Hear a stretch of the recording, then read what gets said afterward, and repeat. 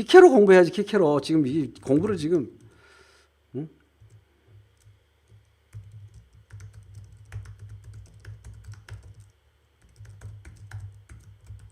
자, 어제 공부한 거 복습입니다. 저기 들어갈 말은 너 공부하면 다 달아나요.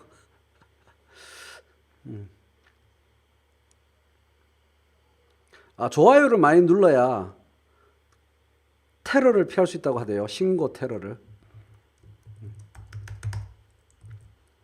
그죠? 아주 좋습니다. 그래서 우리가 외운 이름이 1차 어제 공부 복습, 케사르 기타 등등. 2차 삼도정이 안토니우스 옥타비아누스. 안토, 옥타 이렇게 외우면 되죠. 그 사이에 케사르가 끼었다. 그래서 제가 방송에서 오보를 했는데 케사르를 죽인 사람은 옥타비아누스가 아니고 안토니우스가 죽였다. 그러니까 네가 대사상가를 그렇게 죽이고 그러니까 옥타비아누스한테 개차발리잖아. 응?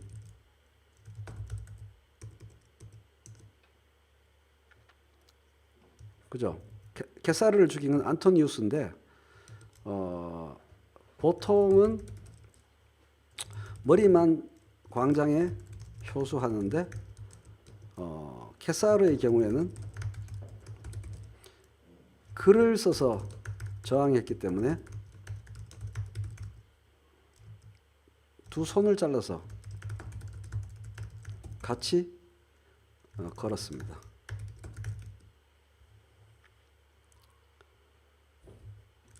끔찍한 일이죠. 나쁜 놈이야 안토니우스.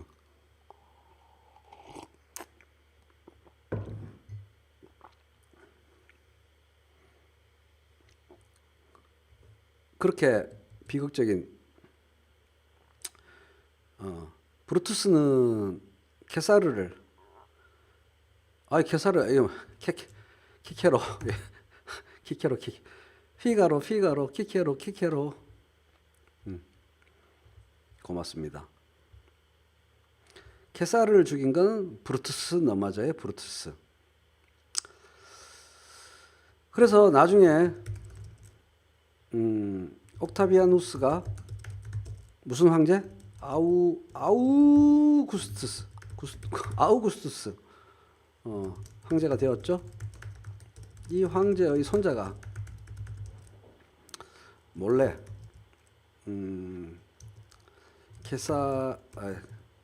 키케로에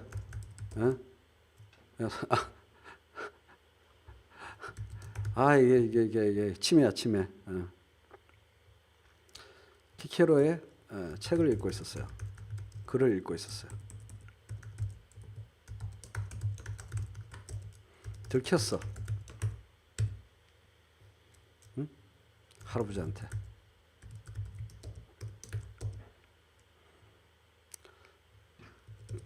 그래서 혼날 줄 알았는데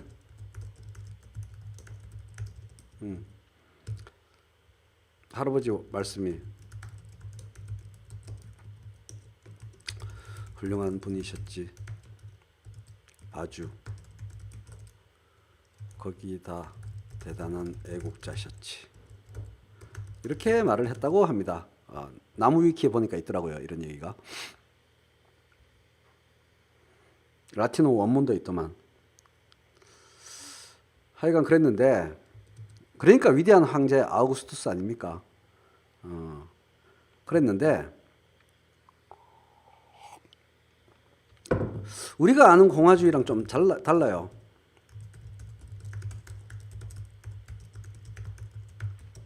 키케로의 공화주의는.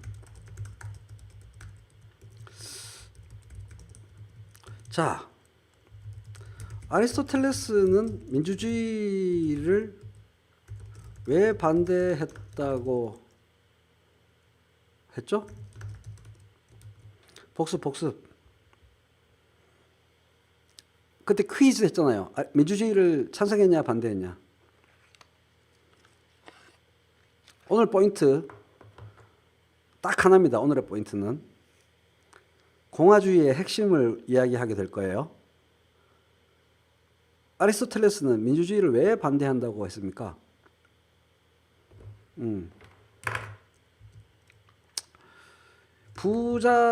부자들에게 삶의 지속을 의지하는 직업에 종사하는 자들은 근본적으로 자유롭지 않다.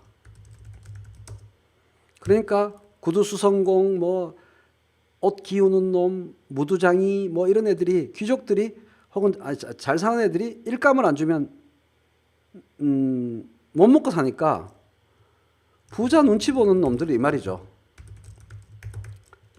그죠? 이게 서민이잖아. 평민. 플레베이어라는 단어가 굉장히 중요한데요. 서민, 평민은 부자 눈치 보는 놈들 아니에요. 눈치 보는 놈들은 자유 시민이 아니다 이거죠. 자유로운 사람들이 아니다. 얘들에게 공무를 맡겨서 되겠어? 자유로운 사람들만이 공무를 맡아야지. 이렇게 되는 거야. 그런데 아리스토텔레스도 공화주의자로 분류할 수 있어요. 왜 그럴까?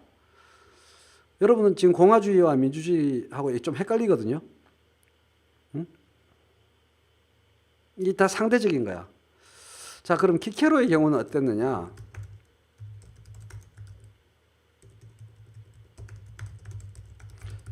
뭔지 몰라도 공화주의 하면 키케로, 키케로 하면 공화주의인데 키케로의 사상도 아리스토텔레스랑 별로 안 달라요.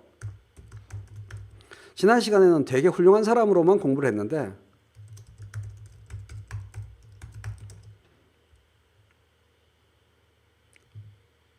아리스토텔레스랑 별로 생각이 안 달라요.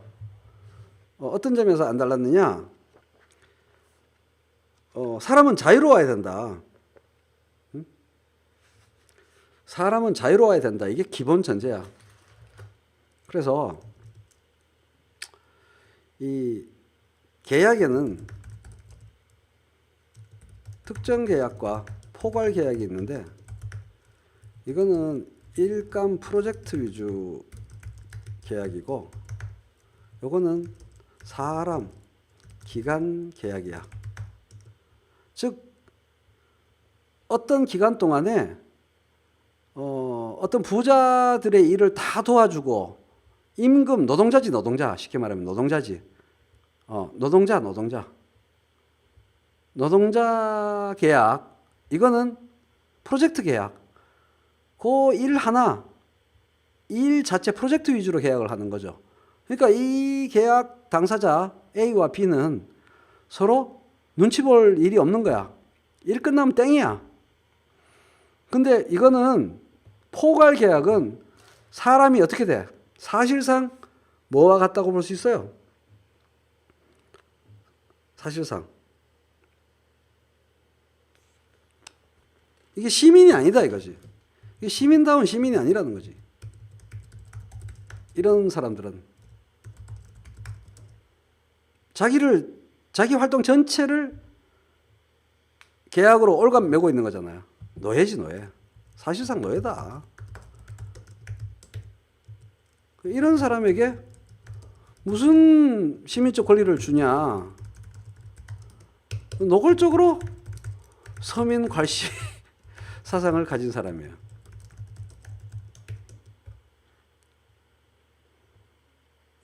그래서 이 사람이 제일 싫어하는 게 최대 악은 서민들에게 뭘 재산을 부자들 재산 빼앗아서 서민들에게 나눠주는 게 세상에서 제일 나쁜 일이야. 저의 계약 개념 PMP 시험에도 나오는데 네. 이게 로마 때부터 나온 얘기예요. 그 얘기 잘하셨어요.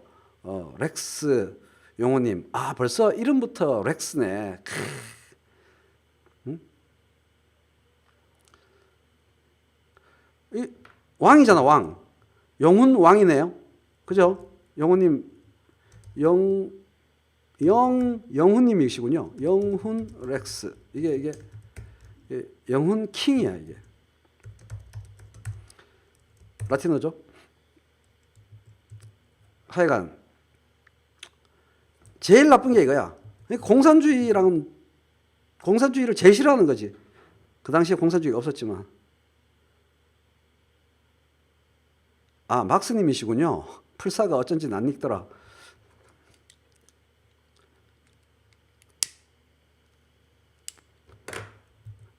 최재선은 그 거꾸로 이 사람에게, 키케로에게 최재선은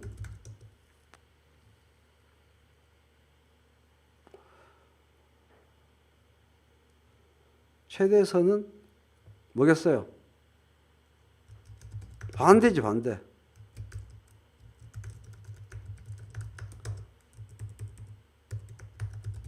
이거야, 이거. 이게 제일 중요한 거예요. 지고의 선이야, 재산권이. 소유권, 재산 소유권. 이거를 건드리는, 재산권을 건드리는 것들은 다 악이야. 다 나쁜 것들이야.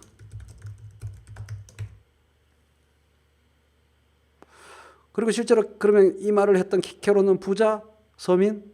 당연히 졸라 부자. 그러니까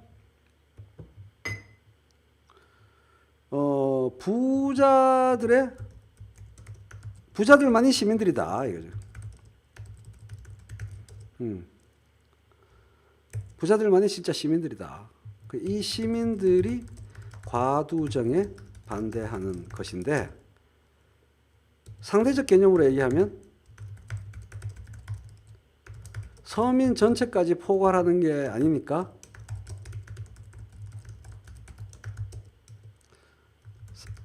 바로 그렇습니다. 임광영님. 훌륭하세요. 키케로는 존 로크의 조상이고요. 존 로크는 키케로를 철저하게 베낀 거죠. 바로 그겁니다. 그 얘기예요. 존 로크의 주장은 근본적으로 키케로에 의존하는 거죠. 상대적 공화주의라고 부릅니다. 과두적 공화주의라고 부릅니다. 이 시민들 쪽수에 비해서는 이 삼두정 같은 것이 과두정이죠. 반대해야 하고 개겨야 할 대상이지만 서민 전체까지 아울러서 보면은 재산을 가진 시민들이 정치하는 거니까 그거에 비하면 또 그건 역시도 과두적이라고 할 수 있죠.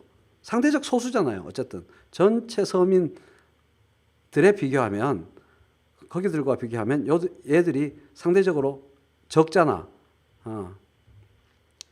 그것들이 자꾸 최인호라고 해서 실명 섞어서 아이디 바꿨어요. 예. 그러니까 혹시 실명이 왕용훈 아닙니까? 왕용훈? 왕영훈님 아니에요? 말씀하지 마세요. 답은 주지 마세요. 과두적 공화주의. 여기에 왜 뭐야 이거? 그러니까 여러분들이 제 강의를 열심히 따라오셨으면, 아니 공화주의는 과두정과 세정과 왕정에 개기는 거라며. 근데 과두적 공화주의는 이게 형용모순 아니야? 이렇게 문제 제기하실 분이 혹시 있을까 봐. 그런 문제 제기는 참으로 현명한 문제 제기인데요.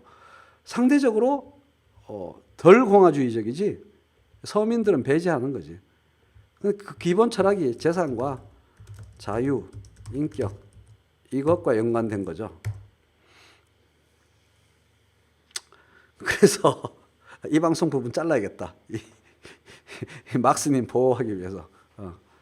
예, 요사이 금권 정치의 유래가 보통 깊은 게 아니죠. 그래서 다시 딴 얘기로 가면, 로크 얘기까지로 가면, 요 얘기는, 그러면 중간에 이 얘기, 아니 그럼 라벤토스는 기본소득 이야기하는데 왜 자꾸 이렇게 서민들 배제하는 어? 아리스토텔레스나 키케로 얘기 왜 자꾸 하는겨? 어? 이해가 안 되죠? 이 두 사람을 이야기한 이유는 이 두 사람이 라벤토스 말입니다. 이 두 사람들이 재산과 자유의 관계에 대해서 매우 강조했잖아. 그게 얼마나 중요한 얘기인데. 이게 라벤토스의 생각인 거죠. 서민을 배제하는 정치 철학자들이었지만, 사상가들이었지만, 공화주의자들이었지만, 이 두 사람들이 재산과 자유의 관계에 대해서 얘기했잖아. 이게 얼마나 중요한 관계가 있는지를 얘기했잖아. 응? 그게 얼마나 기본소득 이론에서 중요한 얘기인데 라고 생각했기 때문에 3장에서 이렇게 길게 얘기하는 거죠. 됐죠? 계속 그 얘기를 할 겁니다. 앞으로 며칠 동안.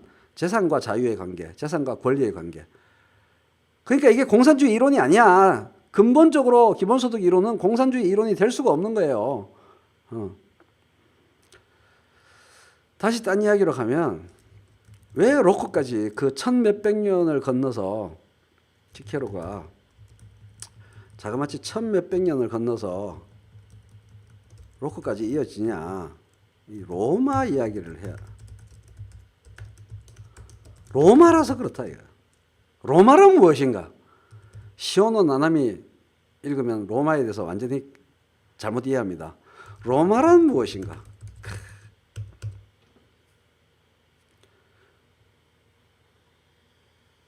모든 길은 로마로 통한다. 그 로마란 무엇인가? 자, 여러분 정답은 없으니까 여러분 마음대로 한번 101장을 펼쳐보세요. 로마란 무엇인가? 빨리빨리 쓰세요. 로마란 무엇인가? 로마 하면 느낌. 며칠 전 문재인 대통령이 들른 곳, 뭐 이런 것부터 시작해서 이 로마 하면 드는 느낌 쫙 채팅창에, 이건 정답의 문제가 아니니까 막 써보세요.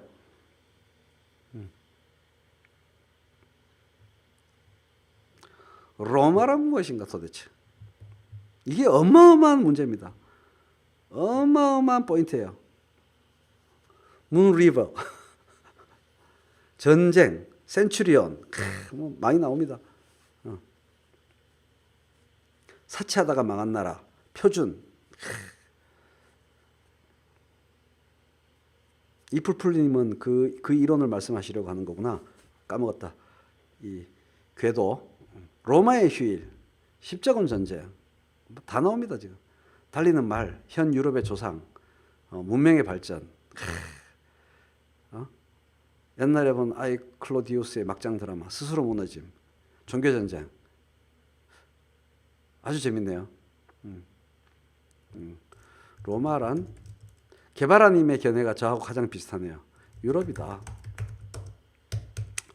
이겁니다. 로마란 고대이며 근대이다. 이거가 제가 하고자 하는 얘기입니다. 중국하고는 좀 달라요.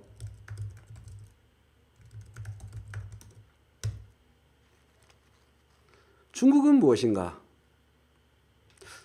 이렇지 않거든. 중국은 이렇지 않아. 중국은 아시아다.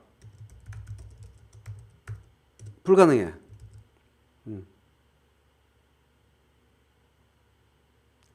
중국은 고대인 동시에 근대이다. 안 돼. 이게 성립이 안 돼. 그죠? 영향은 끼쳤을지언정 아시아 각국에. 로마 제국과 중국 제국은 덜 제국적이야. 중국은 패권국까지, 거대한 땅덩어리의 패권국까지 이 조공을 받는 나라지 제국은 아니야. 당 제국이라고는 하지만 제국의 성격이 다르다는 거예요. 그럼 어떻게 해서 그쵸, 중국은 그냥 원래 크다. 로마는 원래 안 컸잖아. 직공만 했잖아요. 왜 이 두 개의 동그라미를 그릴 수 있느냐? 무엇을 통해서? 왜 로마란 이태리가 아니고 유럽이냐? 무엇을 통해서 그게 되었느냐? 법입니다. 법.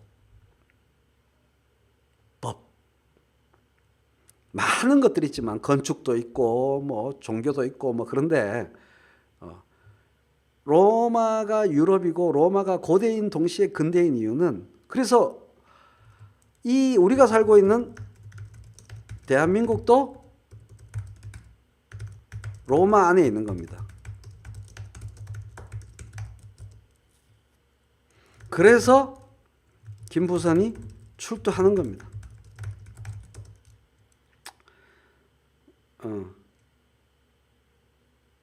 그래서 법정 소환장 날아오면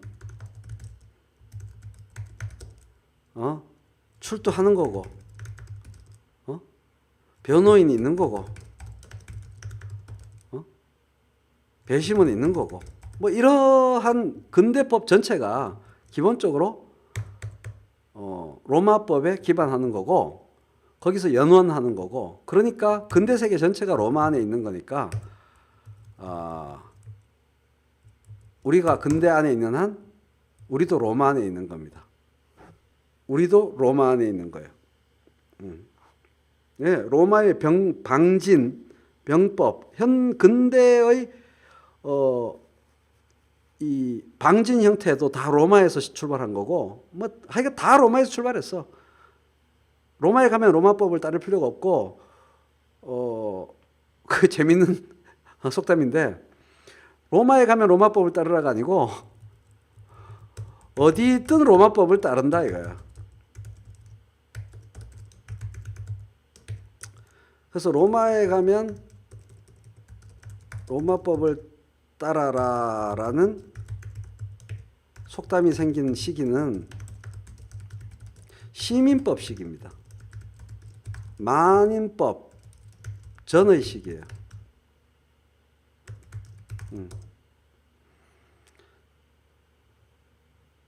로마에 가서 로마법을 따를 필요가 없어. 그 이후에는 어디나 로마법이니까 로마에 가서 따를 필요가 없다. 어디 있으나 로마법을 따라야 되는 거야. 그게 그래서 로마가 유럽이고 유럽이 로마인 겁니다. 이런 전통이 있기 때문에 로크가 키케로에 기대게 되고 루소도 마찬가지고 몽테스키에도 마찬가지고 그냥 근대 사상가들은 다 그냥 그리스 로마예요. 기독교로부터 벗어나서 다시 안티테제를 뭔가 이루려고 할 때 로마를 뒤질 수밖에 없었어. 그리스 로마를 뒤질 수밖에 없었어요. 그게 기독교에 개기려고 할 때 기독교에 개개할 시기가 다가왔을 때 지들이 뭐 하늘로부터 번개쳐서 득도하나? 뭐 재료가 있어야 될 거 아니야. 고대를 디벼야죠. 그리스 로마를 디벼야죠. 그게 스? 응? 뭐예요, 그게?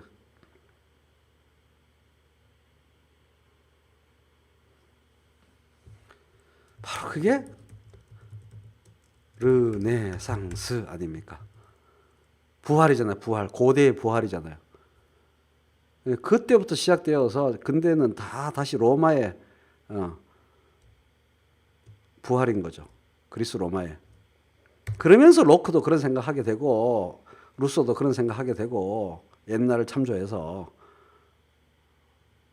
그러니까 중세 내내 냉동되어 있던 고대 지식 대방출이 근대의 시작입니다. 우리 시대의 시작이에요.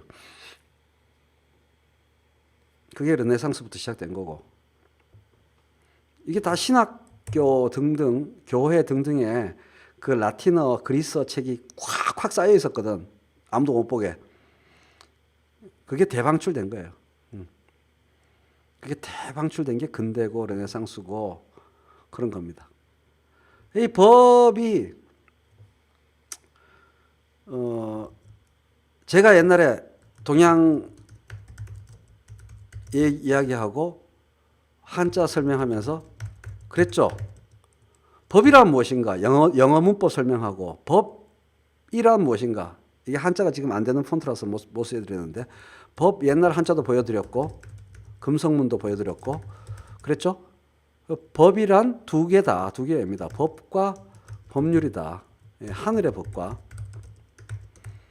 시간과 공간에 따라서 달라지는 구체적인 법률이다. 그죠? 시공간적 바뀐다 이거는. 그죠? 근데 이게 라틴어도 그래. 이우스 렉스라고 해서 각각 뜻하는 법이 달랐어요. 렉스에서 법률이 만들어진 거야. 그래서 12표법이 성문법의 시작이죠. 12표법. 들어본 적 있는 것 같다라는 느낌이 대퇴부를 강타하시죠. 12표법. 길어요. 그래 짧지 않습니다. 12표법. 여기서 로마법이 시작된 거죠. 이 로마법이 유럽을 그래서 여기서 시민법이 있고 만인법이 있고 등등등 발전하는데 이 로마법이 유럽을 초장부터 규제했기 때문에 이게 다른 법도 없는 돌쌍놈 오랑캐들이 살다가 로마법 아래 살아보니까 살면서 장사하고 거래하고 농사짓고 싸우고 따지고 하다 보니 너무 좋은 거라. 우리처럼 중국하고 당나라 수나라하고 한따까리하고 당나라하고 한따까리하고 중국 놈들 다 나가가 아닌 거지. 어머머머 흠뻑 젖는 거죠. 그러니까 유럽은 로마인 거야. 자기들이 그냥 로마로 다 그냥 자기들은 로마 시민이야. 숙주의 서러운 민족 해방 운동 정신에 불타는 그런 그 주변부 인간들이 아니고 그냥 다 신분 세탁. 유럽 사람들이 다 뭐야? 결국 정신적으로나 건축적으로나 문화적으로나 제도적으로나 다 신분 세탁. 로마 시민 이렇게 됨으로써 제국으로서의 진짜 제국다운 제국 로마가 성립하게 된 거죠. 식민지가 잘 살게 만들어주는 거지. 식민지가 본령을 존경하고 갈아타고 싶어지게 만드는 거지. 감화시켜서. 그게 중국이나 일본이나 뭐 다른 제국, 몽골 제국 이런 거는 한을 품게 되잖아. 민족 배반, 민족 배신자들하고 나머지 서민들하고 나머지 민중들하고 이렇게 나뉘잖아. 딴 주변부는. 그렇죠. 그래서 모든 길은 로마로 통하는 겁니다. All roads lead to Rome.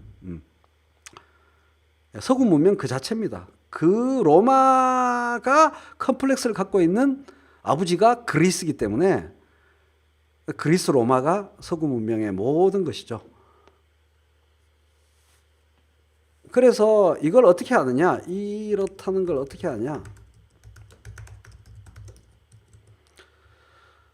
근대 고전들을 많이 읽으면 알아요. 그 결론을 요약한 책을 보면 잘 몰라.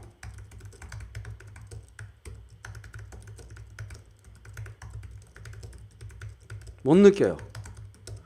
근대 고전 로크가 쓴 거면 로크가 쓴 거고 하여간 유럽 사람들 19세기, 18세기, 17세기에 쓴 원전들을 읽으면 얘들이 얼마나 로마의 어마어마한 컴플렉스와 로마를 자신의 고향으로 알고 젖줄로 알고 토양으로 알고 원천으로 알고 그냥 유럽 로마 사람이라는 걸 원전을 읽으면 알아요. 모든 사상가들이 다 그냥 로마 사람이야. 6세기 사람, 17세기 사람, 18세기, 19세기, 20세기까지, 21세기까지 다 로마 사람이야. 그 책을 읽으면. 특히 16, 17, 18세기는 전부 로마 사람이야.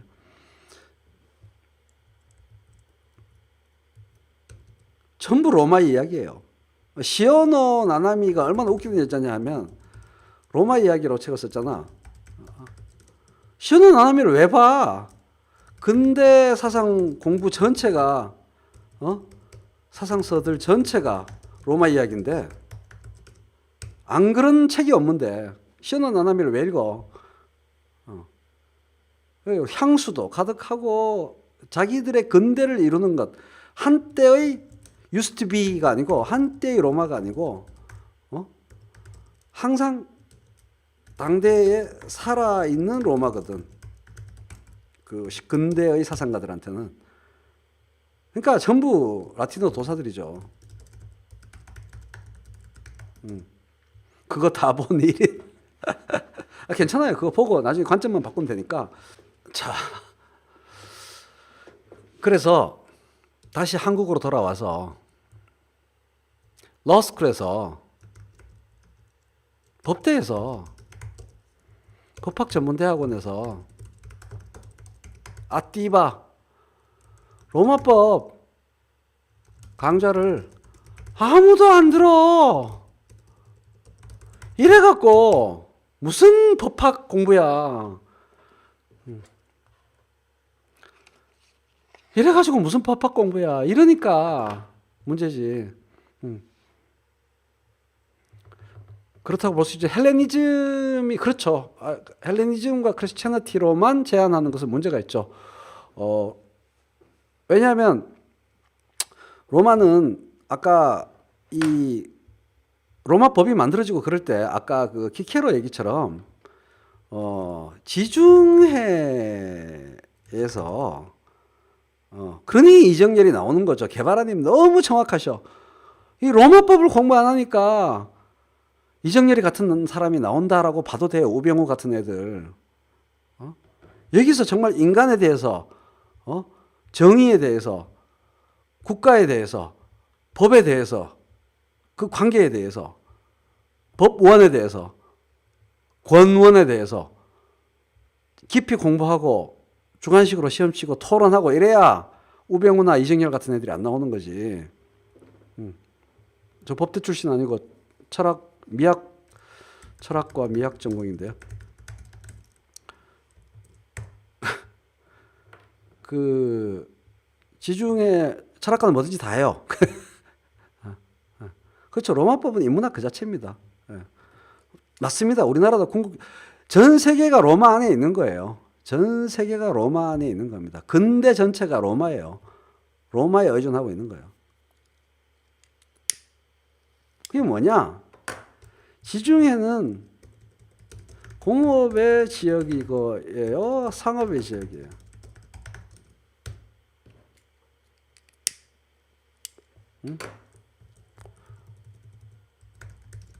농업의 지역이기도 하지만 무엇보다 통상의 지역, 상업의 지역이에요.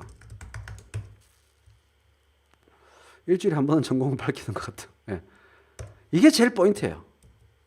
상업의 지역이에요. 상업의 지역. 상업 지역이라는 거예요. 이게 로마법이 나온 근본 배경이에요. 네, 스바라시.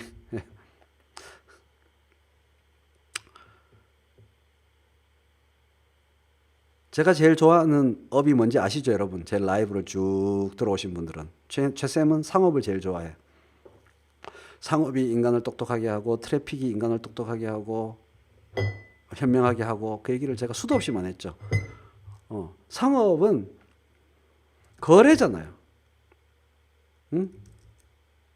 양, 비교, 약속, 다툼 이거의 세계거든. 그러니 규칙과 약속이 중요하지. 그러니까 로마법이 성문법으로 애매하면 안 되거든. 물론 이게 저 로마법이 상법만 다루는 게 당연히 아니고 시민의 권리까지 정치, 현재 형사소송법의 기본은 다 로마법 안에 있는 거예요. 소데스까. 네. 거기서 아까 말한 재산권, 이 사상이 재산권이라는 정말 신성불가침의 권리가 전제된 법이고, 그 12표법부터 여기에 근거해서 쫙 나오는 겁니다. 그래서 이것을 훼손하는 것은 절대 안 된다. 그러니까 로마는 탄생부터 공산주의에 무조건 반대하는 거야. 공산주의, 전체주의 사상 절대 안 되는 거야. 평등을 위해서 부자의 재산을 뺏어가지고 준다. 상상도 못하는 거죠. 그러한 정신 안에 키케로도 있었던 거죠. 지가 또 부자니까. 매우 로마는 프랙티컬한 문화 자체잖아요. 실용적이고 실제적인 문화 자체잖아요. 그게 로마의 힘이지. 그래서 나중에 또 로크를 따로 하겠습니다만은 이 근대 사람들, 근대 입구에 와서 고민들이 다 그거라. 처음부터 다시 재산, 소유에 대해서 고민하기 시작한 거죠. 왜? 자본주의가 시작하면서 빈부 차이가 심해지고 사회 갈등이 많이 생기고 사회 범죄 뭐 5만 가지 나쁜 일들이 막 생기기 시작했거든. 자본주의에서 빈부 차이가 심해지면서. 그래서 다시 재산의 정당성 논리를 펴려는 사람들이, 재산 소유의 정당성 논리를 펴려는 사람들이 한편에 나오고, 다시 옛날 로마 사람들이, 그리스 사람들이 이렇게 얘기했지만 하면서 재산의 부당성 논리를 펴려는 사람들이 배틀을 엄청나게 하게 된 거죠. 여기에 해당하는 사람이 대표적으로 로크가 되는 거고, 이게 로크가 되는 거고, 여기로 가면 이제 루소가 되는 거예요. 근본적으로 다시 이 이야기를 안 할 수가 없는 거야. 옛날 사람 공부도 하고 옛날 사람 이야기도 하면서 옛날에 이렇게 말했는데 하면서 영감을 받고 참고를 한 다음에 어떤 재산이 정당한가? 이게 정치학 자기 논리의 가장 근간을 이루는 거죠. 어떤 재산이 정당한가? 마찬가지지. 루소도 어떤 재산이 정당한가? 재산은 정당한가 부당한가? 이거를 따지는 거야.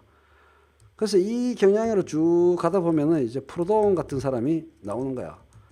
소유란 무엇인가? 이런 책을, 재산이란 무엇인가? 이런 책을 쓰게 된 거죠. 예, 일본은 복지가 잘 되어 있는 부분도 있지만 돈을 팍팍 풀어서 아베노믹스로 지금 현재의 일본 경기는 되게 좋죠. 그래서 여기서 결론이 소유란 도둑질이다. 이런 판때기가 벌어졌기 때문에 나중에 마르크스가 나오면서 좌식들, 그 문제들의 근본을 밝혀주지.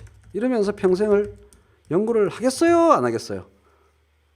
앞 선배들까지, 이게 다 선배인데, 로크, 루소, 몽테스큐에 뭐 이런 사람들.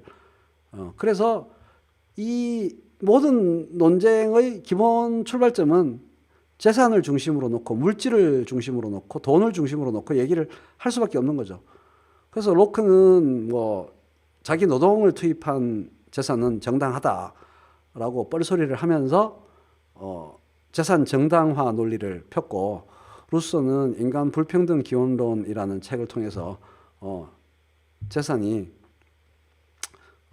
부당하다, 그 얘기를 한 거고, 이 불평등이 부당하다 이런 얘기를 한 거고, 그렇게 된 겁니다. 아셨죠? 기운내자님 여자분 이번에 확실히 정치색 밝히셨네요. 제 생각 똑같아요. 아, 그래요? 좋은 일이네.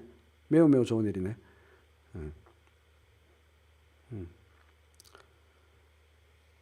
그러한 맥락에서 마르크스도 그런 얘기를 한 거다. 어차피 돈 얘기를 하는 흐름이야.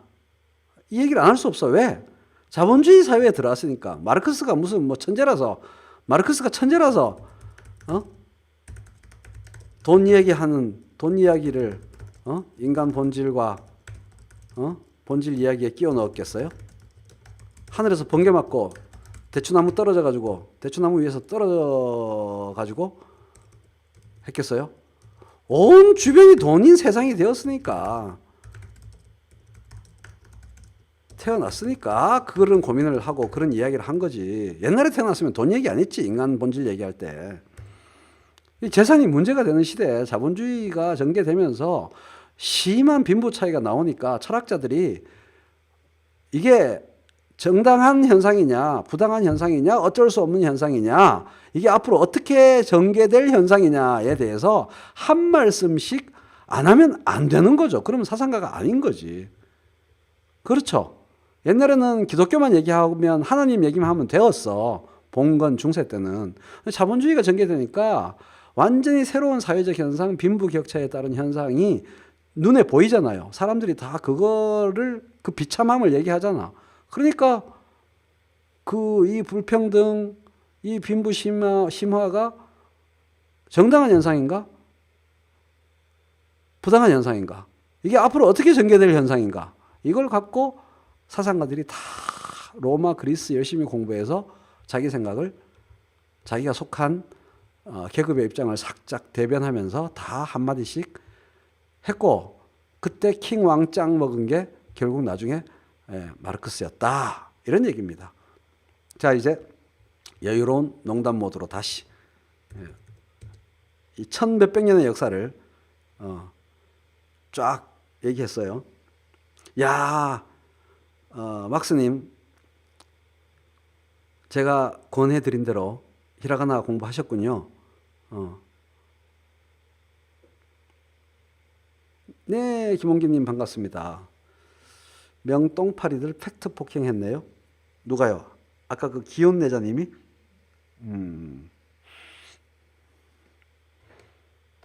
네, 뭐 제가 마르크스 전공이니까, 마르크스 전문이니까. 제가 강의하는 모든 로마니 뭐니, 키케론이 뭐니, 이거 다 마르크스 안에 있는 거예요. 그러니까 제가 알고 강의할 수 있게 된 거죠. 마르크스 공부하다 보면 다 얻어 걸려. 그만큼 19세기 이전의 모든 학문이, 그렇죠? 이 마르크스로 수렴돼요. 그러니까 거꾸로 마르크스를 읽으면 그 이전이 다 이해되는 거야. 다 얻어 걸려.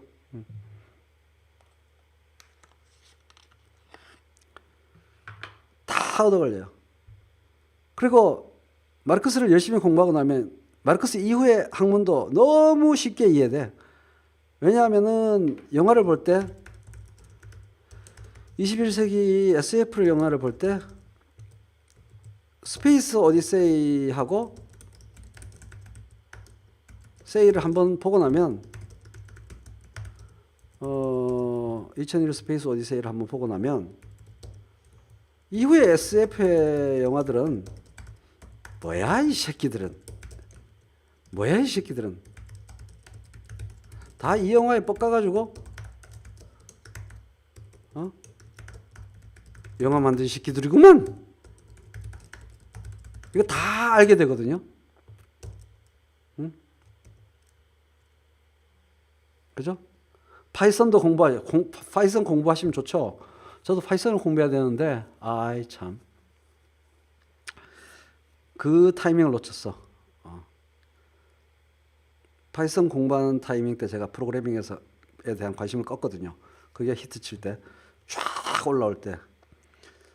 그래서 그것처럼 이거랑 똑같은 거야. 뭐야 이 새끼들은 한때 다 2001 스페이스 오디세이에 뻑 간 다음에 영화 만든 새끼들이구만. 이렇게 이해되듯이 마르크스를 읽고 난 다음에 19세기 이후의 학문을 철학, 정치학, 경제학, 사회학, 역사 이걸 보면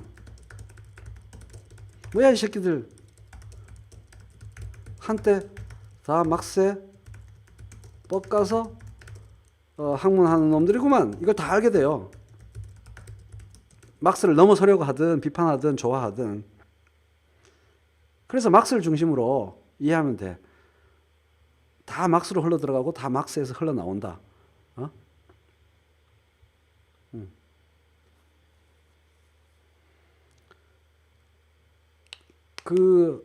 그리고 그거는 자주 제가 예를 들어 드린 건데, 클래식 들을 때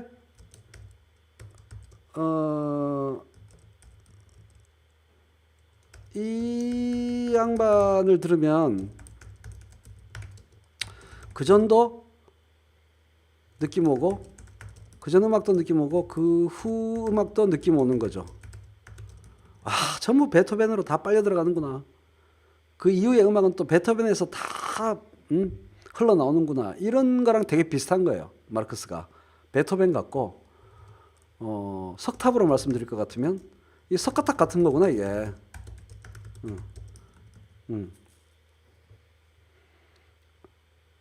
어라삐요 하면서 그 유인원이 뼈 집어 던지는 거요. 뼈를 막 휘두르는 거. 예. 석가탑 같은 거예요. 석가탑. 통일신라 석가탑. 모든 그전의 석탑들은 다 석가탑을 향해서 달려가는 게 나중에 보이게 되고, 석가탑을 정말 이해하고 좋아하면 그전의 탑들은 다 석가탑을 향해 달려가는구나. 그 이후의 탑들은 석가탑으로부터 다 흘러나오는구나. 이게 보이는 거고, 예.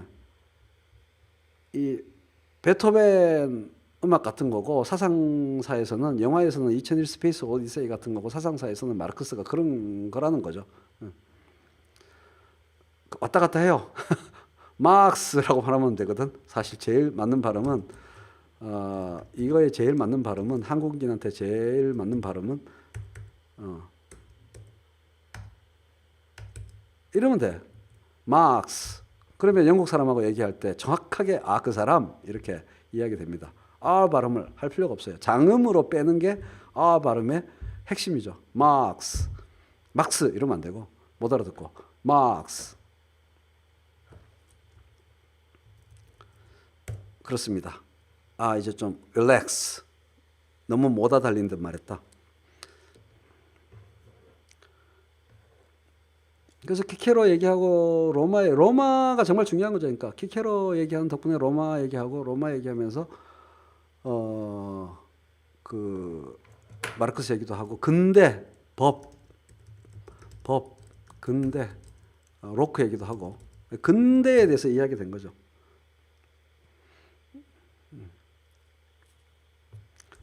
이거 마찬가지. 하면 돼.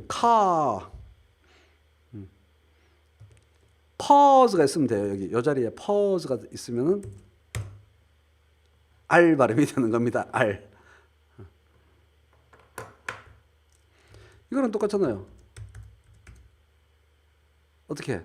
길게 뽑으면 돼요. 길게 뽑으면. 그러면 세계 공통으로 통하는, 미국 애들하고 똑같이 할 필요가 없어. 우리는 그거 잘 안 되니까. 다크니스 하면 안 되는 거야.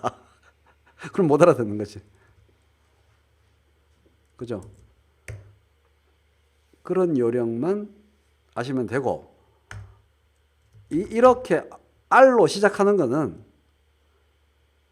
완전 미국 사람하고 똑같은 발음은 제가 여러분한테 내가 안 되니까 그런 발음이 필요도 없고, 글로벌 표준 에어리아에서 어떻게 이해되나, 이 발음을 잘 못하시죠. 맨 앞에 나오는 R. 중간에 있는 R은 쉽고 이거는 길게 뽑으면 되니까, 끝이라도 이렇게 길게 뽑으면 되니까, 이거는 스로 끝나지 않아서 개바라님 대박. 키케로 이름이 너무 짧고 스로 끝나지 않아서 비명에 간 듯. 체게바라도 그렇죠. 체게바라도 칼 마지막에 마지막에 L 발음을 해주면 되는 거죠. 카을처럼 발음하면 돼요. 이 시작하는 R은, 이건 말로 설명드리기 되게 힘들다. 이걸 알면 되는데 정말 극단적으로 말하면 이거랑 비슷하지. 이거는 뭐 굳이 제가 설명드릴 필요 없어요. 로봇 이렇게 하는 게 이응이다. 이거를 리을을 이응으로 하면 생각하면서 자꾸 연습하면 좀 비슷해져요. 리을이 아니고. 예. 철학이 뜻하는 바는 뭐 매우 넓으니까 경험만으로는 안 된다라는 게 철학입니다.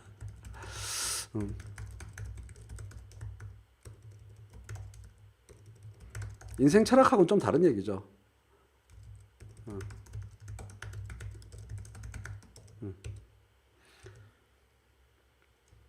칸트 같은 경우에는 이것만 알면 다 아는데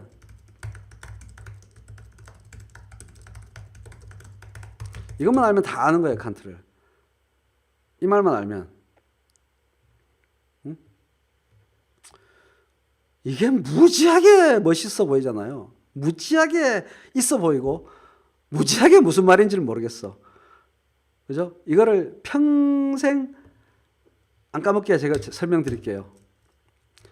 물 없는 얼음, 뭐라 그래? 그 냉동실에 넣는 거.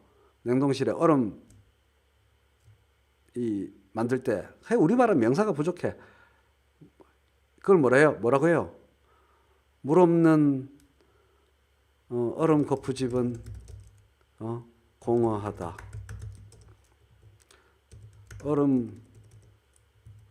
얼음 거푸집 없는 물은 냉동실 안에 물은 맹목적이다. 이 얘기예요. 너무 쉬워. 얼음 틀. 좋아요. 이 얘기야, 이 얘기. 이거를 쫄라게 이렇게.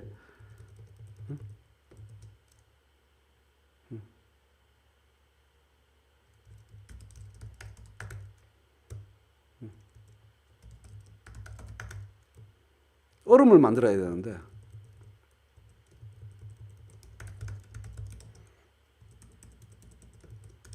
제빙 박스, 아이스 트레이. 그렇지. 영어는 아이스 트레이는 누가 몰라요. 우리말. 얼음 틀 없는 물은 미친 짓이고. 그렇잖아. 얼음을 얻으려고 하는 거는 큐브 얼음이야. 아이스 큐브야. 근데 얼음 틀이 없어요. 물만 있어. 그러면 형체가 없잖아. 이 얘기야. 형식과 내용이 얘기야. 물 없는 얼음틀은 휑하다. 그 얘기를 쭉 한번 쉽게 한 거예요. 무지하게 쉽죠. 이 직관이란 번역어가 이상해서 대가리에, 그러니까 컴퓨터야. CPU 없는 센서는 맹목적이고 길을 잃고 장님이고, 센서 없는 CPU는 공허하다 이 말입니다. 입력 장치 없는 CPU는 공허하다. CPU 없는 입력 장치는 맹목적이다. 이 두 개가 합쳐져서 연산이 이루어진다. 내내 연산이 이루어진다. 사고가 이루어진다. 사고가 이루어진다. 이성이 작동한다. 이 얘기야. 이렇게 쉬운 얘기라고. 그래서 책 제목이 뭐다? 순수 이성 비판이라는 게 이 얘기예요. 이성이 이렇게 만들어져 있다. 근데 이 중에 하나만, 그 인생 철학 얘기는 딴 얘기고요. CPU만 쫙 얘기한 놈들이 대륙의 합리론이고, 센서만 쫙 이야기한 놈들이 영국의 경험론인데, 병신들 하면서 칸트가 싹, 요 말로 싹 두 개를 정리한 겁니다. 아니 그때 그랬다고요. 지금 우리 뇌과학 얘기할 때는 저런 얘기 신경 쓸 것도 없어요. 칸트가 그런 생각으로 말했다고. 칸트가 이런 말을 하고 싶어서 이렇게 말했다고요. 당시 학자들 사이에 용어 스타일로 지들은 이렇게 말하는 게 더 편했던 거고 우리는 나중에 보니까 이런 말이 불편한 거고 이런 거지. 하나도 어려울 거 없어요. 그러니까 이런 거를 2000년도에 김영옥 선생이 하나도 몰랐다는 거지. 칸트를 읽어보니까 이 새끼가 무슨 소리인지 도저히 모르겠다 이 말이야. 그 말이. 그 말이 이거 한 방으로 칸트를 이해하는 그게 없었다는 거죠. 그렇죠. 거푸집 없는 공구리는 미친 거고 공구리 없는 거푸집은 공허하다. 그 얘기를 칸트가 한 거예요. 딱 그 얘기입니다. 안성일님 대박. 제가 딱 권해드리는 이해가 거푸집 없는 공구리는 미친 거고, 그죠? 유로 판넬 없는 공구리는 미친 거고 공구리 없는 유로 판넬은 공허하다 이 말이요.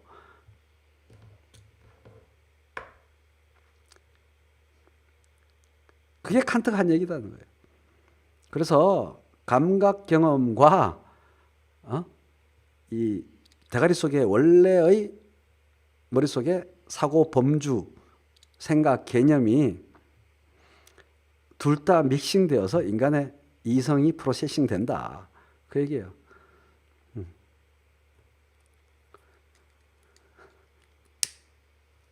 재밌죠? 이런 유튜브 방송이 어디 있어?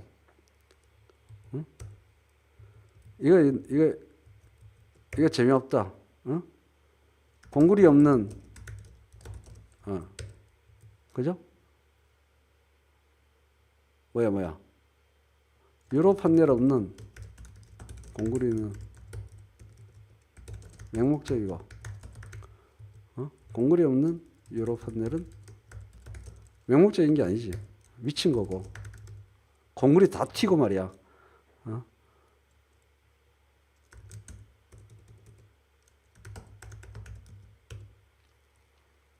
졸라 재밌죠? 알고 나면 다 쉬워. 알고 나면 다 쉬워요. 쉬운 얘기를 졸라 어렵게 한 거야. 유로 판넬이 요즘 공사판에 기본 아닙니까? 600mm, 1200mm. DJ 없는 와이어스는 맹목이고 와이어스 없는 DJ는 공허하다. 여러 가지로 변형할 수 있죠. 유로 판넬이래. 안승일님 땡큐. 유로폼 없는 폼이죠. 폼. 이것도 발음이 이렇게 해야 되네. 유로폼 하면 발음이 되는 거지.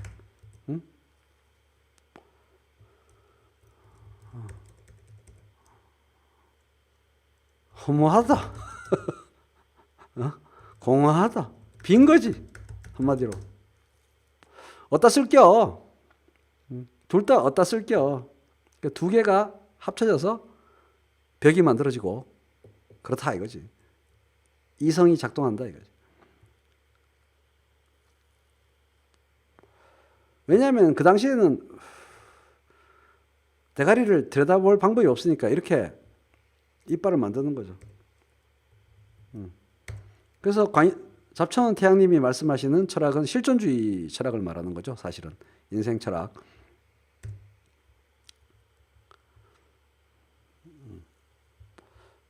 헛짓이고 헛짓은 아니에요. 이게 막 공구리가 다 튀거든. 공구리가 막 튀거든. 미친 거고.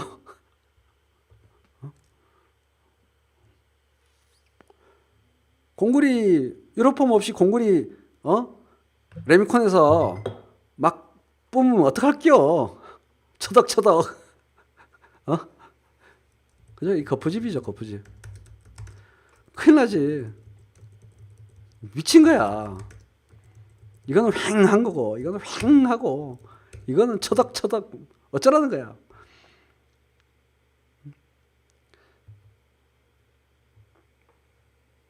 그런 얘기를 칸트가 졸라게 멋있게 한 건데 아무도 그 설명을 안 해. 모든 책에 나오는데 모든 선생이 설명하는데 100일장 시간이네요, 진짜. 모든 책이 나오고 모든 선생이 뭐라 설명을 했는데 사실은 아무 설명도 안 한겨. 그래서 그냥 외워. 그 시험 칠 때 맨날 다음 중 틀린 것은 하고 이렇게 해가지고 엿다구로 글자 바꿔가지고 다음 중 틀린 것은 엿다구로 시험을 치잖아. 나쁜 새끼들. 지도 못 외우면서 책 보고 시험 문제 내잖아. 내용을 모르니까 외워야 되지. 이걸 왜 외우냐고. 그러니까 합리론, 경험론, 병신들 이게 칸트의 종합적인 이론인 거죠.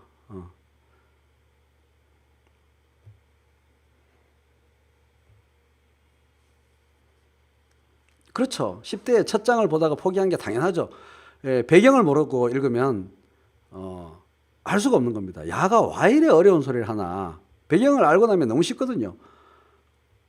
배경을 모르고 읽으니까 야가 이게 뭔 소리야? 이렇게 되는 거죠. 그래서 임영옥 선생도 2000년대에 이 칸트 이 새끼가 무슨 소리를 하는지 모르겠어라고 한 거죠. 그러니까 그 앞단에서 데카르트나 로크나 버클리, 휴움 이런 거를 공부를 안 했으니까 공부를 안 하면은 칸트를 그냥 읽으면은 무슨 말인지 모르는 거죠. 그리고 독일어로 읽을 필요가 좀 있고 그래서 그런 거예요. 철학사 그러니까 뭐든지 역사 속에서 파악하면 공부가 쉽다. 수학사도 그렇고 경제사도 그렇고 철학사도 그렇고 사상사는 특히 뭐든지 역사 속에서